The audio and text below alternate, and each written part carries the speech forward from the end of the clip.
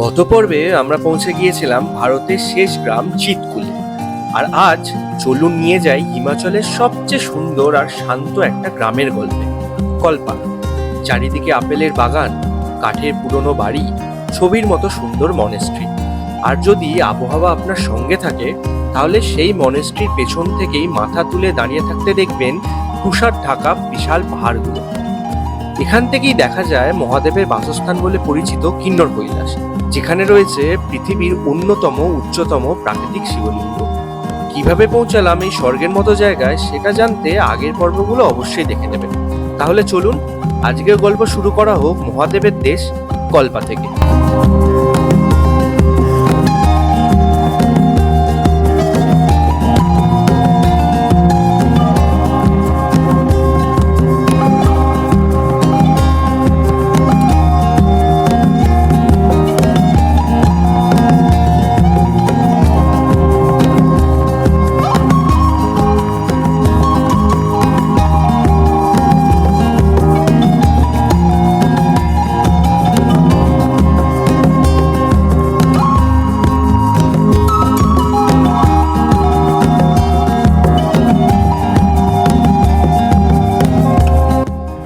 আজকে সকালবেলা উঠে দেখি এই যে কালকে যেরকম ছিল আজকে আরও বেশি জমেছে। মানে এই দেখুন পুরো ফ্লেক্সগুলো বোঝা যাচ্ছে, মানে এত জমে গেছে মানে ব্যাপারটা। Good morning. সকালবেলা এই ঠান্ডায় এক কাপ চায়ের একটা আলাদাই মজা আছে। তো যাই হোক, আজকে আমাদের চিতকুলের লাস্ট দিন। আমরা আজকে বেরিয়ে যাচ্ছি এখান থেকে নেক্সট একটা ডেস্টিনেশনের দিকে।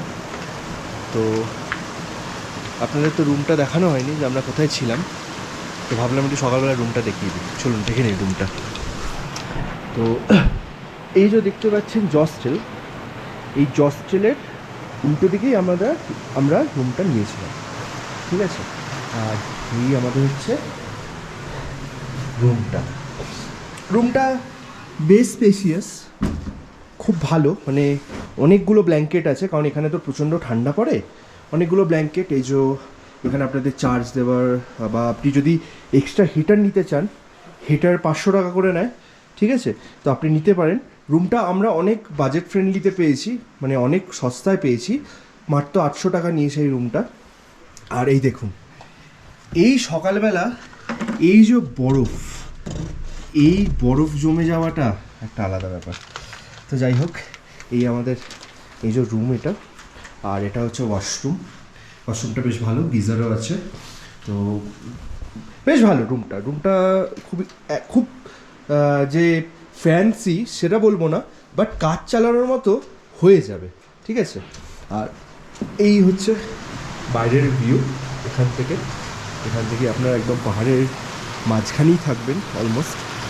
তো আর এই যে এই রাস্তাটা দেখছেন, এই সোজা রাস্তাটা দিয়ে উঠে গেলেই মনেস্ট্রিটা, ঠিক আছে। আর এইটা হচ্ছে চার মাথার একটা মোড়। এখানে অনেক ক্যাফে, অনেক দোকান আছে। তো আপনারা চাইলে মানে এদের এই যেখানে আমরা ছিলাম হোমস্টেতে, এদের নিজস্ব রেস্টুরেন্টও আছে। তো আপনারা চাইলে এখান থেকেও খেতে পারেন, বা আপনারা বাইরে থেকেও খেতে পারেন, ঠিক আছে, সেটা আপনাদের চয়েস। বাট এখন আমরা রেডি হচ্ছি, আমরা রেডি হয়ে বেরিয়ে যাব এবার একটা নতুন ডেস্টিনেশনের দিকে। আর আপনারা রুম থেকে জানলাটা খুললেই এরকম ভিউটা পাবেন, ঠিক মানে আপনি রুম থেকে অনেক কিছু দেখতে পাবেন, মানে একটা এনজয় করার মতো জায়গা। ये है हमारा भैया, तो इसका ही होम स्टे है ये वाला। तो आप जब भी यहाँ पे आइएगा, इस भैया से तो ज़रूर मिलना। भैया बहुत हेल्पफुल है, ठीक है भाई। अच्छा खाना भी बनाता है, आपको अच्छा बढ़िया खिलाएगा एकदम। ভাবলাম ব্রেকফাস্টটা করি, কি খাবো নাকি পাহাড়ি ম্যাগি খাবো। আগের দিন খুব ভালো লেগেছিলো, তো আজকে আবার সেটাই খেতে যাব। অনেক ক্যাফে আছে, যেমন এটা একটা। আর আমরা যাচ্ছি হচ্ছে এই যে মিকিস কিচেনে। এরা কারণ প্রথম দিন এসেছিলাম, এখানেই খেয়েছিলাম, খুব ভালো করে এরা পাহাড়ি ম্যাগিটা। আপনারা যদি বলেন একটু এক্সট্রা স্পাইসি করে দিতে, এরা করে দেবে। আগের দিন তো খেয়েছিলাম, মানে একদম জান বেরিয়ে গেছিলো, এত স্পাইসি ছিল। তো আজকে বলবো একটু কম স্পাইসি করতে। তো দেখা যাক।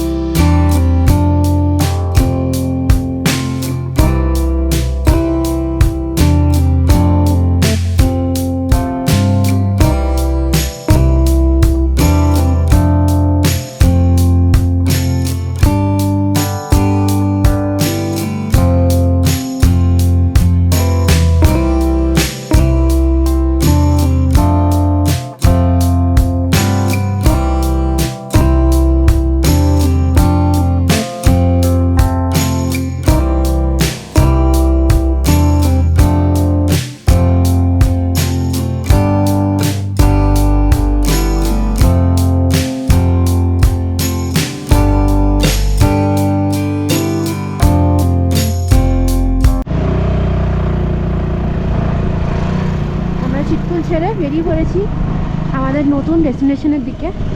এখান থেকে 72 কিলোমিটার মতো। সত্যি বলতে চিৎকুল ছেড়ে আসতে একদম ইচ্ছে করছিল না। মনে হচ্ছিল আরো 2-1টা দিন যদি এই পাহাড়ি কোলে থেকে যেতে পারতাম, কিন্তু উপায় ছিল না। কল্পায় আমাদের স্টে আগে থেকেই বুকিং করা ছিল, তাই এখানে দেরি হলে পুরো আইটিনারিটাই এলোমেলো হয়ে যেত। তবে একটা কথা বলতে পারি, চিৎকুলে যে একবার আসে সে শুধু ছবি নিয়েই ফিরে যায় না, ফিরে যায় একগুচ্ছ স্মৃতি নিয়ে। এতদিনের রোড ট্রিপের ক্লান্তি, কোমর ব্যথা, হাত পায়ের ব্যথা, এখানে এসে যেন সবকিছুটাই কোথায় হারিয়ে যায়। হয়তো এই কারণেই সবাই বলে নেচার হিলস এভরিথিং। চিৎকুলে এসে কথাটা সত্যি মানে বুঝতে পারলাম। যাই হোক, সকালে ব্রেকফাস্ট সেরে বেরিয়ে পড়েছিলাম কল্পার উদ্দেশ্যে। চিৎকুল থেকে কল্পার দূরত্ব প্রায় 70 কিলোমিটার। তবে এই রুটের সবচেয়ে চ্যালেঞ্জিং অংশটা ছিল চিৎকুল থেকে খরচম পর্যন্ত। বেশিরভাগটাই ছিল অফ রোড, তাই একটু সময় নিয়েই আমরা চললাম। তবে ভালো খবর হলো, খরচমের পর থেকে রাস্তার অবস্থাটা একদমই বদলে যায়। সোজা NH5 ধরে দারুণ স্মুথ রোড, আর মাঝে মধ্যে পেট্রোল পাম্পও পেয়ে যাবে।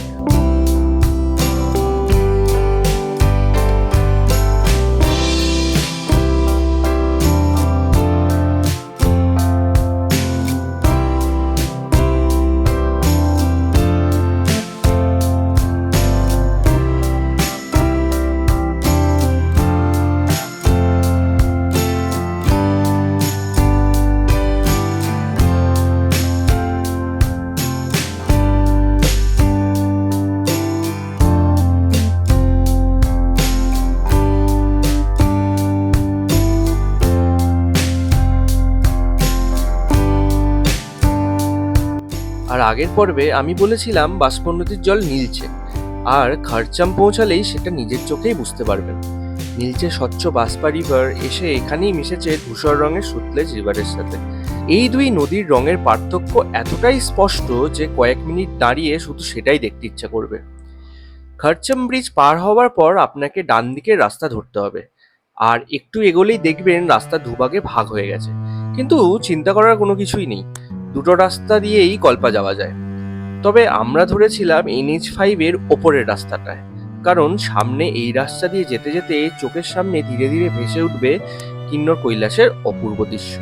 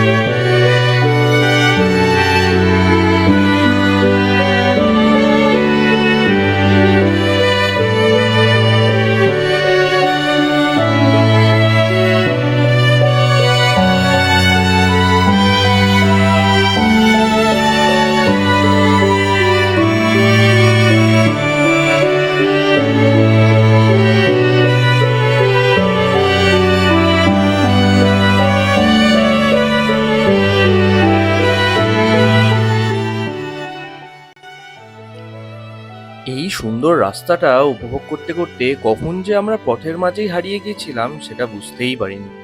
সত্যি বলতে শিশুর রাস্তার পর যদি কোনো রোড ট্রিপ আমাদের এতটা মুগ্ধ করে থাকে, তাহলে সেটা এই পথ।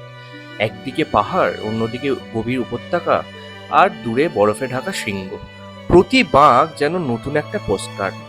তবে একটা কথা অবশ্যই বলতে হবে, এই রাস্তায় ড্রাইভ করার সময় একটু বাড়তি সতর্ক থাকতেই হবে, কারণ রাস্তার একপাশে রয়েছে গভীর খাদ। তাই যতই সুন্দর ভিউ হোক, তাড়াহুড়ো না করে ধীরে ধীরে ড্রাইভ করাটাই সব থেকে বেশি ভালো।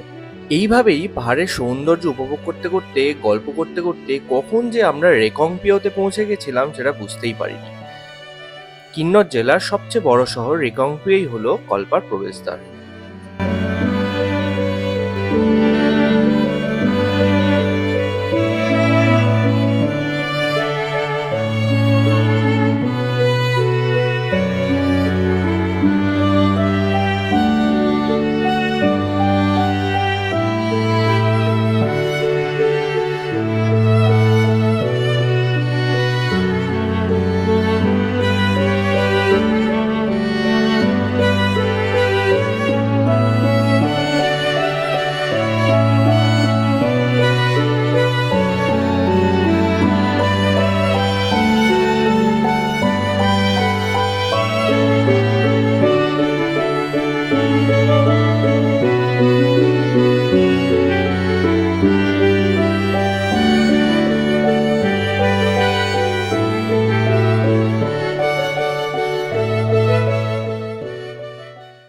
তো ফাইনালি আমরা এই আমাদের যে হোমস্টে সেখানে পৌঁছালাম। এর আগে একটা ইস্যু হয়ে গেছিলো, তার কারণ হচ্ছে আমরা অলরেডি আরেকটা জায়গা বুক করেছিলাম, কিন্তু যে ওনার ছিল আমরা অ্যাজিউম করছি যে সে হয়তো সেই রুমটা কোনো অন্য একজনকে বেশি দামে দিয়ে দিয়েছে, আর লাস্ট মোমেন্টে আমরা অলরেডি চলে এসেছিলাম, আসার পর বলছে যে অন্য রুম নিয়ে নিন, ওই রুমটা এখন হবে না। তো রুমটা তো পেলাম না, তো তারপরে সাডেন একটা ফাইন্ড, তো ফাইনালি আমরা এসে গেছি। কিন্তু এখান থেকে ভিউটা অ্যামেজিং, জাস্ট দেখুন।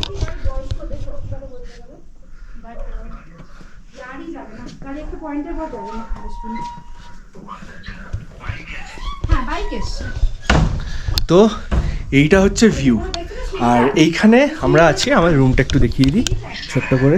এই হচ্ছে আমাদের রুম, ঠিক আছে, এই হচ্ছে আমাদের রুম।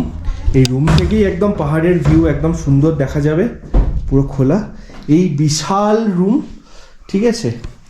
এই হচ্ছে ওয়াশরুম, খুব সুন্দর, এখানে জল গরম করার সব কিছু ব্যবস্থা আছে। ওয়াশরুমটা খুব ভালো, আর রুমটা নিয়ে তো কিছু বলার নেই। এখান থেকে বেরিয়েই রুম থেকেই দেখা যাচ্ছে অলমোস্ট সব কিছুই। তো এবার একটু ফ্রেশ হই, কারণ অনেকটা জার্নি করে আসা হয়েছে। তারপরে কি করছি না করছি সেগুলো পরে দেখাচ্ছি। তো আমরা যে হোমস্টেটায় আছি সেখান থেকে এই পুরো রেঞ্জটা দেখা যায় একদম খুব পরিষ্কারভাবে। আর এই যে সামনে এই যে পাহাড়টা, এটাই হচ্ছে কিন্নর কৈলাস, আর এর পাশে যেটা আছে সেটা হচ্ছে দেবভূমি। আর এদিকে যে পাহাড়টা আছে এটা ঠিক নাম জানি না কী আছে, বাট এই কিন্নর কৈলাসে ট্রেক হয়। সেই ট্রেকটা শুরু হয় রেকংপিও থেকে। তো যারা যারা আপনারা ট্রেক করেন তারা ওখান থেকেই আপনাদের স্টার্ট করতে হবে। বাট জায়গাটা খুবই সুন্দর, পুরো পাহাড় দিয়ে ঘেরা। আর আমরা এই হোমস্টেটায় আছি, আর এই ভদ্রমহিলা সকাল থেকেই বাইরে বেরিয়ে ভিডিও করছে, কি করছে ভগবান জানে। বাট ও আজকে ফুল এনজয় করছে নেচারটা এখানে বসে। বাট আপনারাও এখানে আসতে পারেন, আমি সব কিছুই ডেসক্রিপশানে দিয়ে দেবো, ঠিক আছে। বাট এখন আমরা লাঞ্চ করব আজকের, সেই লাঞ্চটা আপনাদেরও দেখাবো কী খাচ্ছি। Good morning everyone. আজ সকালে উঠতে একটু লেট হয়ে গেছে। আজকে আর কোথাও প্ল্যান করিনি, আজকে এই হোমস্টেতেই থাকবো, এই সুন্দর ভিউটা এনজয় করব এখান থেকেই। মানে আমি কি বলবো, আর কিছু বলার নেই। কিন্তু আমাদের সাথে আছে এই যে মুকেশ। মুকেশ হচ্ছে এই হোমস্টের সব দেখাশোনা করে, ও খুব ভালো ম্যাগি বানায়। আপনারা যদি এখানে থাকেন প্লিজ এখানে এর ম্যাগিটা খাবেন, প্রচণ্ড ভালো ম্যাগি বানায়, প্রচণ্ড ভালো, আর সব খুব ভালো কেয়ার করে, খুব ভালো কেয়ার করে। और कुछ बोलना चाहोगे तुम, बताओ? मैं ये कहना चाहता आप लोग भी आइए हमारे होम स्टे में, बहुत अच्छा रहेगा। বাকি ভাই জি ভাই মস্ত বন্ধে হ্যাঁ। তো আজকে আমরা এরকমই এনজয় করি। এরপর আমরা একটু চিকেন বানিয়েছি, চিকেন ভাত খাবো এই ভিউটা দেখতে দেখতে। তো দেখে নিন আপনারা।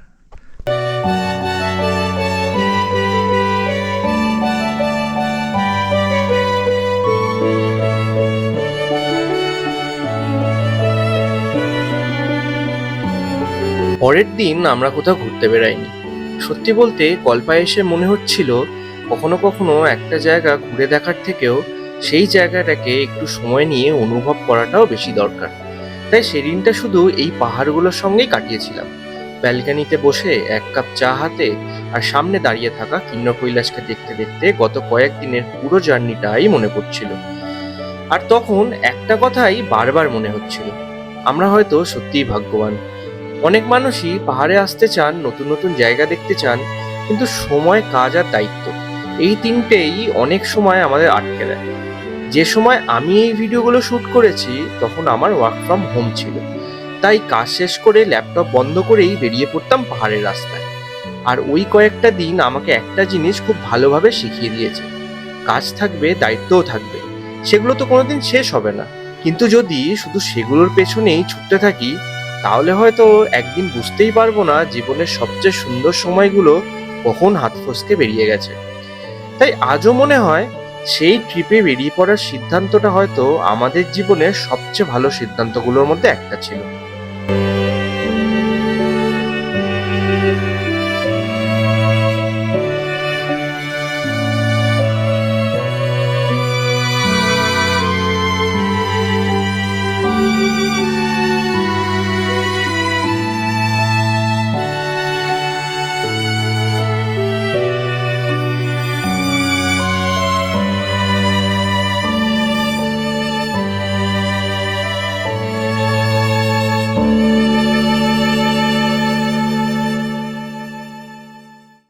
আজকে তো বেশি কিছু করলাম না, জাস্ট ঘুমালাম, খেলাম, কিন্তু এই ভিউটা মিস করা যাবে না একদমই।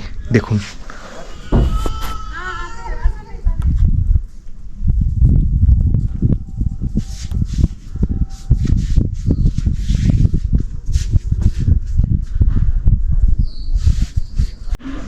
Good morning. আজকে সকালটা শুরু হলো আবার সেই পাহাড় নিয়েই, দেখতেই পাচ্ছেন। কিন্তু আজকে আমরা একটু বেরোবো। আজকে আমরা এখানে কিছু জায়গায় যাব, সেই জায়গাগুলো ঘুরবো। এখন আপাতত ঘুম থেকে উঠেছি, ব্রেকফাস্ট করব, রেডি হয়ে তারপরে বেরোবো। ঠিক আছে, তাহলে দেখতে থাকুন।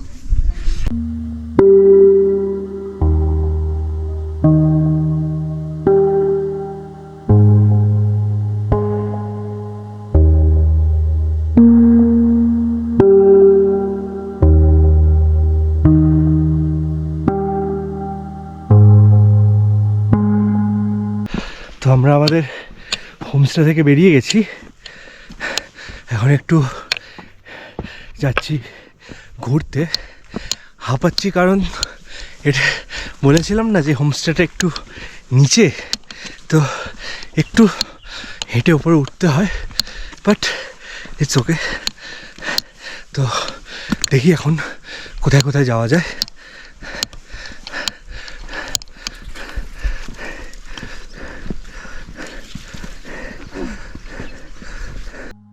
পরের দিন সকালে হোমস্টে থেকে বেরিয়ে পড়লাম আশেপাশে একটু ঘুরতে। তবে একটা কথা আগে থেকেই বলে রাখি, আমরা যে হোমস্টেটা ছিলাম সেটা মেন রোড থেকে প্রায় 15 থেকে 20 মিনিট নিচে। মানে যেতে যেমন হাঁটতে হাঁটতে নিচে নামতে হবে, ফেরার সময় আবার সেই একইটা উঠে আসতে হবে। আমাদের অবশ্য তেমন কোনো অসুবিধে হয়নি, যেহেতু ট্রেকিং করি তাই এইটুকু হাঁটা আমাদের কাছে বেশ স্বাভাবিকই ছিল। কিন্তু যদি বয়স্ক মানুষ থাকেন বা হাঁটা চলার একটু সমস্যা থাকে, তাহলে হয়তো এই স্টেটা আমি একদমই রেকমেন্ড করব না। তবে যদি ওই 15-20 মিনিটের হাঁটাটা করতে পারেন, তাহলে বিশ্বাস করুন এই হোমস্টে থেকে যে কিন্নর কৈলাস আর পুরো ভ্যালির ভিউটা দেখা যায়, তার জন্য এইটুকু কষ্ট একদমই সার্থক।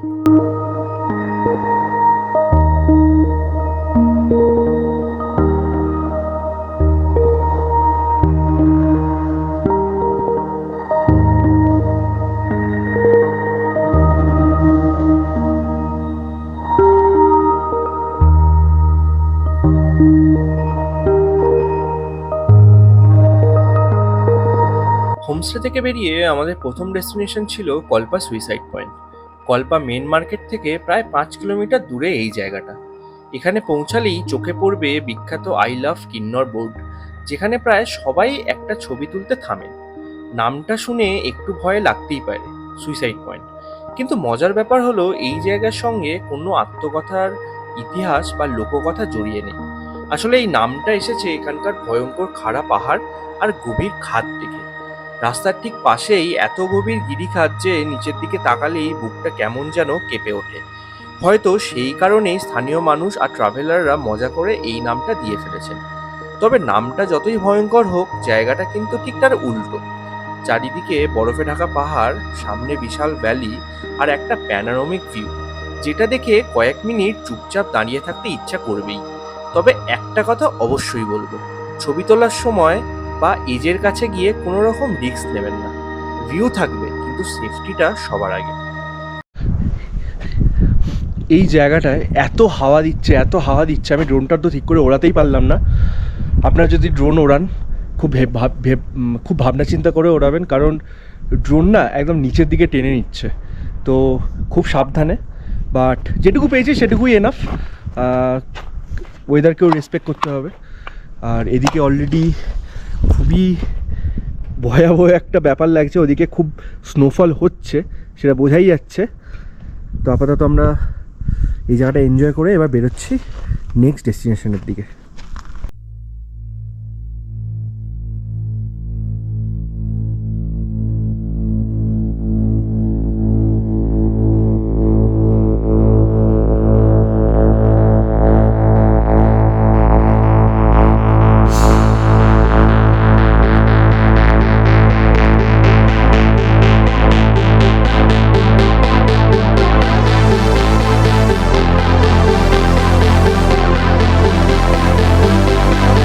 এটা দেখুন, এইটা হচ্ছে রাস্তা, ঠিক আছে, আর এই যে ব্যাপারটা, আর আমরা এরকম হেঁটে হেঁটে এখন ভিউ পয়েন্টটা দেখতে যাচ্ছি। মানে ভিউ পয়েন্টটা ওই দিকে, কিন্তু আমরা যাচ্ছি একটু এদিকটা দেখতে, এদিক থেকে কেমন লাগে।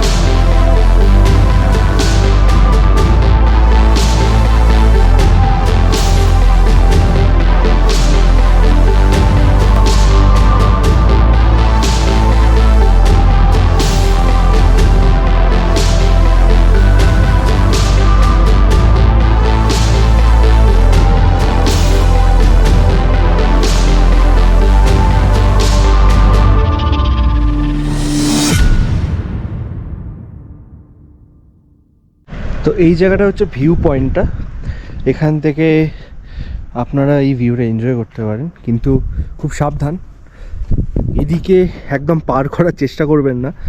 এখানকার কিছু লোকালরা বলছিল কদিন আগে একজন এখানে পার হয়ে ছবি তুলতে গেছিল আর পড়ে গেছে, আর তার লাশ মিলেছে 4 দিন পরে। তো একদম সেসব রিস্ক নেবেন না, বাদ বাকি আপনারা ভিউ এনজয় করুন।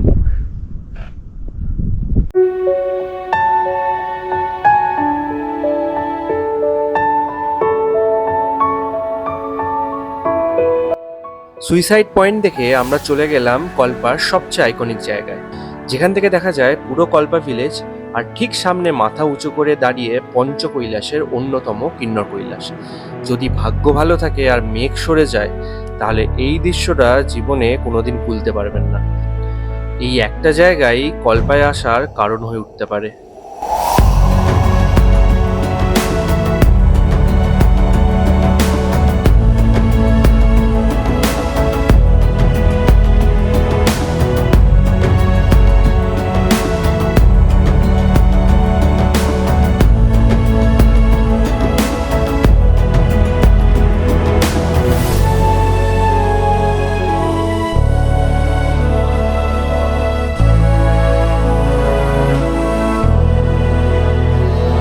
কল্পা মনেস্ট্রির ইতিহাস জানতে চাইলে গুগলে অনেক তথ্যই পেয়ে যাবেন, কিন্তু কল্পার সবচেয়ে ইন্টারেস্টিং ফ্যাক্ট জানেন?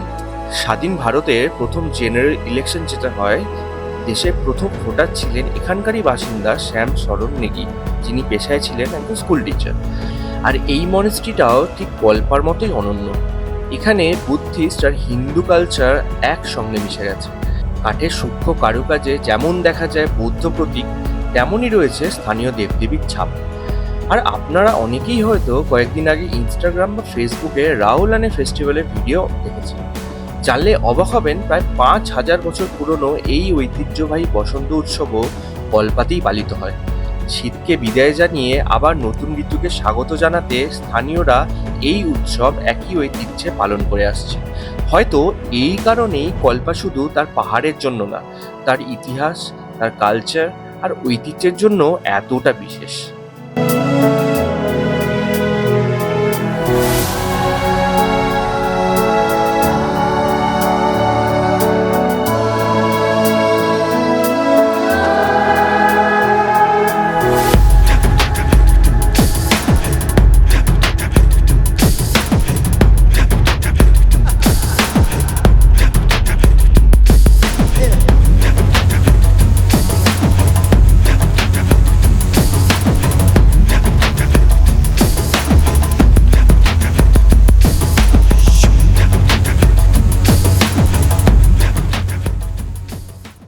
কল্পা মনেস্ট্রির আশেপাশেই অনেক ছোট বড় সুন্দর সুন্দর ক্যাফে আছে। ইচ্ছা করলে আপনারা 1 কাপ চা বা কফি হাতে এখানেই বিকালটা কাটিয়ে দিতে পারেন। সামনে কিন্নর কৈলাস, চারপাশে পাহাড়, এর থেকে ভালো ইভিনিং ভিউ আর কি বা হতে পারে। এইভাবেই শেষ হলো কল্পায় আমাদের শেষ দিন। সত্যি বলতে কিন্নর কৈলাসকে বিদায় জানাতে একদমই ইচ্ছা করছিল না, কিন্তু পাহাড়ের একটা নিয়ম আছে, একটা গল্প শেষ হলেই আর একটা নতুন গল্প শুরু হয়। তাই কাল আবার বেরিয়ে পড়ব নতুন রাস্তা, নতুন পাহাড় আর এক নতুন গন্তব্যের খোঁজে। তাহলে দেখা হচ্ছে পরের পর্বে। আর ততদিন ভালো থাকুন, সুস্থ থাকুন আর ঘুরে বেড়াতে থাকুন।